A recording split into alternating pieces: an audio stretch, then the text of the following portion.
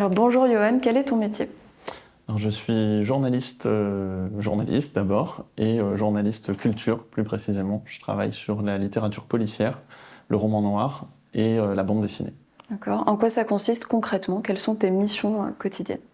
Les missions, c'est d'abord celle d'un journaliste en fait, donc la base, récolter de l'information, échanger avec des gens et ensuite partager cette information, faire comprendre une actualité à un public. Donc moi je travaille en presse écrite et web, donc un lectorat.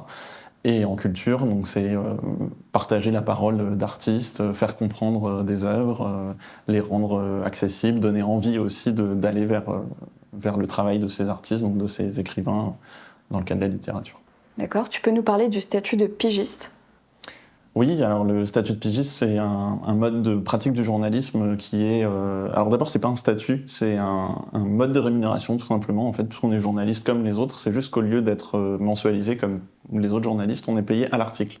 Et donc du coup, on peut avoir plein d'employeurs, on peut travailler pour plusieurs médias différents et réaliser plusieurs articles et on sera payé à chaque article.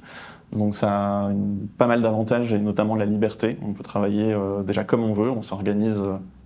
on travaille souvent de chez nous, donc on s'organise un peu comme on veut, et on peut travailler pour plusieurs médias différents, donc du coup avoir des diversités de sujets, de formats aussi, qu'on n'aurait peut-être pas forcément dans des rédactions en interne, où on serait sur une rubrique bien définie.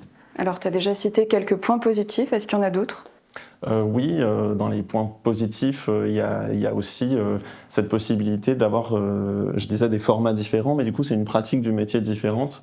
Quand on a plusieurs employeurs, on va pouvoir du coup travailler avec des médias qui ont des lectorats différents, donc du coup avoir une façon de décrire, notamment en presse écrite, différente, de varier les styles, de parler de sujets qui n'auraient pas forcément leur place dans d'autres journaux, mais qui vont avoir la place auprès d'un de nos employeurs. Donc ça permet vraiment de varier vraiment le fond des sujets aussi. Ça c'est un point important. D'accord, plus de flexibilité. Est-ce que tu vois des points négatifs?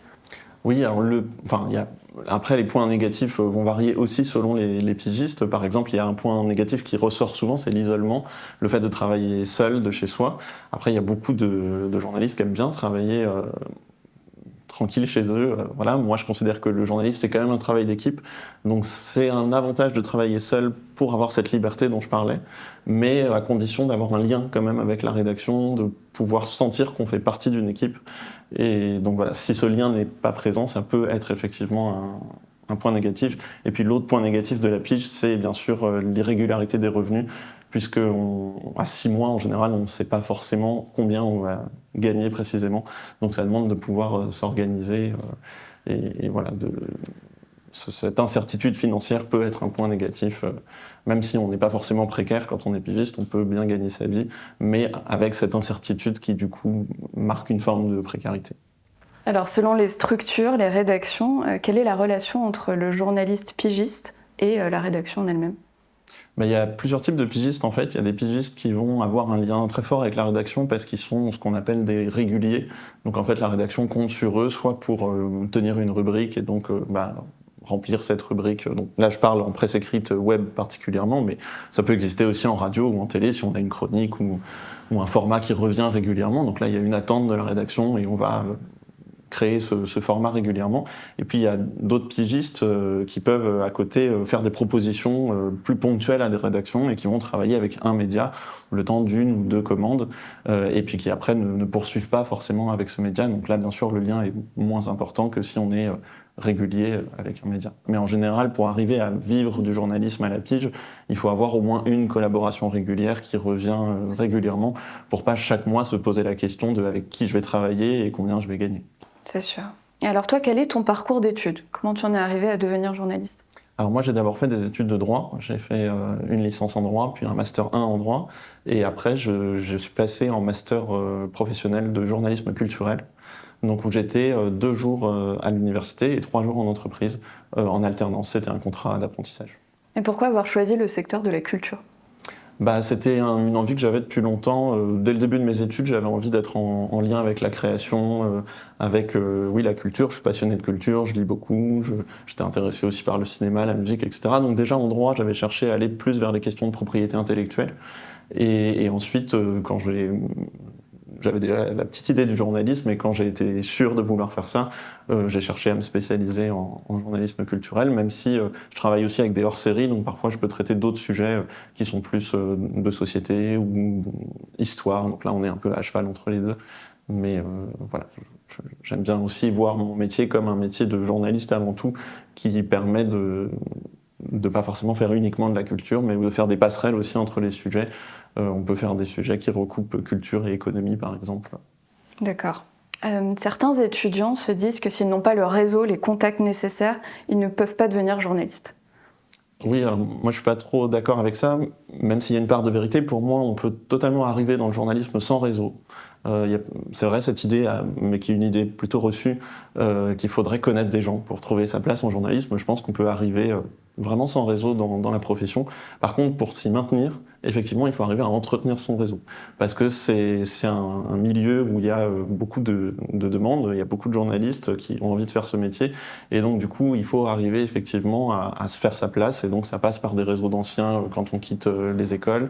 Ça passe par le fait de garder les contacts dans les rédactions avec lesquelles on travaille, quand on est pigiste particulièrement, même si on a travaillé une ou deux fois avec un média, ou même si on a juste proposé un sujet qui n'a pas été retenu, de ne pas hésiter à en reproposer. Ça fait partie aussi de l'entretien de ce réseau pour montrer qu'on est là, qu'on existe, et c'est par tous ces échanges et ces rencontres qu'on peut faire sa place.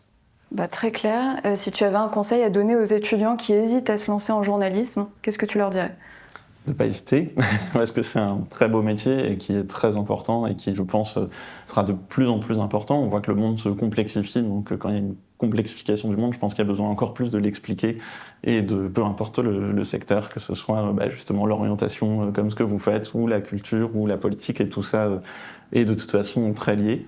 Donc de ne pas hésiter, et surtout de ne pas s'auto-censurer, parce qu'effectivement c'est un milieu qui est très concurrentiel, où il y a plus de demandes que d'offres, et du coup on peut très vite se dire que c'est pas pour soi, ou qu'on va jamais trouver sa place, etc. Comme tout milieu très concurrentiel, c'est la motivation qui va faire la différence. Donc plus on est motivé, plus on montre qu'on a envie de faire ça, plus on a des chances, même si c'est pas automatique, mais d'arriver à trouver sa place. Donc de ne pas lâcher et de ne pas s'auto-censurer. Quand on termine sa formation en journalisme, c'est le moment où il faut se permettre, je pense, de rêver au maximum. Parce que si on ne s'autorise pas à rêver à ce moment-là et à viser les médias avec lesquels on a vraiment envie de travailler, on ne le fera jamais après. Donc avoir confiance assez tôt et se donner les chances. De nombreux étudiants veulent se lancer en journalisme, mais se disent que c'est un milieu très concurrentiel. Qu'est-ce que tu peux leur dire ?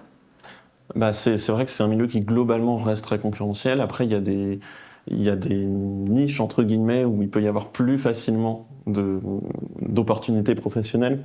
C'est sûr que et ces spécialités peuvent changer aussi avec le temps. Il y a eu un moment où, par exemple, il y avait assez peu de journalistes qui travaillaient sur l'environnement. Donc là, il y a eu une opportunité à saisir pour ceux qui étaient intéressés par ces thématiques. Aujourd'hui, c'est un domaine où il y a peut-être plus de journalistes qui travaillent dessus, mais voilà, il y a des spécialités qui sont encore peu traitées ou peu couvertes par des spécialistes, et où il y a besoin de personnes. Je pense aussi à la sécurité numérique, à l'intelligence artificielle. C'est des sujets qui montent et où il n'y a pas forcément encore beaucoup de journalistes dessus, donc ça peut être un moyen de se différencier. Et puis après, plus on gagne de l'expérience, plus les portes s'ouvrent aussi. Donc il y a des choses qui étaient peut-être plus concurrentielles avec le profil de débutant, qui vont moins l'être avec l'expérience. Mais penser à tous les médias, et pas seulement les médias les plus connus. C'est sûr que quand on débute, spontanément, on va se tourner vers les grands médias qu'on connaît, ou ceux qu'on a l'habitude de lire même avant les études. Il y a tout plein de médias, notamment des médias professionnels, qui s'adressent plutôt à un public pro, dans plein de secteurs, de l'éducation à l'industrie, vraiment tous les domaines, et qui peuvent être intéressants, parce qu'en fait on peut y développer des sujets très dans des médias plus généralistes, mais de façon peut-être plus technique, plus approfondie, avec une audience peut-être plus réduite, mais l'intérêt du travail n'est pas forcément moindre. Donc c'est aussi un débouché à envisager quand on fait du journalisme. Merci pour ce conseil. Une dernière question sur le salaire. Combien tu touches en tant que pigiste ? Alors actuellement, je touche en gros autour de 2500 € net par mois. Et donc ça, en étant à la pige depuis maintenant à peu près 8 ans, ça a été progressif. J'ai pas eu tout de suite cette somme-là, mais aujourd'hui, ça fait un petit moment où je tourne autour de 2500 net par mois, ce qui me permet de vivre à peu près convenablement Mais il y a effectivement des situations très différentes à la pige. Certains gagnent plus, d'autres moins. C'est pas une moyenne spécialement. Ok.